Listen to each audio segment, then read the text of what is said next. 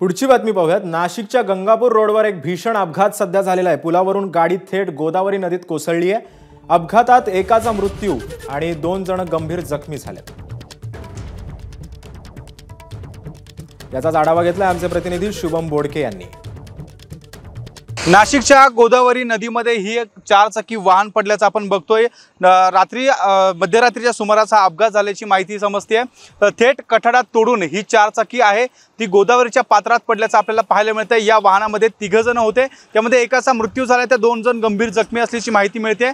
आणि हे जे दोघं आहेत त्यांच्यावर नाशिकच्या खासगी रुग्णालयामध्ये उपचार सुरू आहे आणि त्यांची प्रकृती देखील गंभीर असल्याची माहिती आहे। हा अपघात जो घडलाय तो भीषण अपघात आहे। आपण जर बघू शकतो या कार जी आहे ती गोदापात्रामध्ये पडल्याचं आपल्याला पाहायला मिळते। गंगापूर धरणाच्या अवघ्या 5 मिनिटाच्या अंतरावर हे गोदापात्र आहे। या गोदापात्रामध्ये ही कार पडल्याची आपल्याला माहिती मिळते।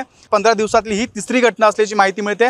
त्यामुळे एकंदरीतच आता प्रशासनाने या परिसरामध्ये गंगापूर धरण असेल किंवा कशिपी डॅम असेल या परिसरामध्ये येणाऱ्या पर्यटकांवर जे आहे ते देखरेख ठेवली पाहिजे आणि अशा घटना ज्या आहेत त्या थांबवल्या गेल्या पाहिजे। प्रशासनाच्या माध्यमातून जे आहे ते जे पावलं जे आहे सकारात्मक पद्धतीने उचलले गेली पाहिजे अशी देखील माहिती अशी देखील मागणी स्थानिक नागरिकांच्या माध्यमातून केली जाते।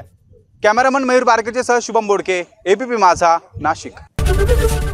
एबीपी माझा, उघडा डोळे बघा नीट।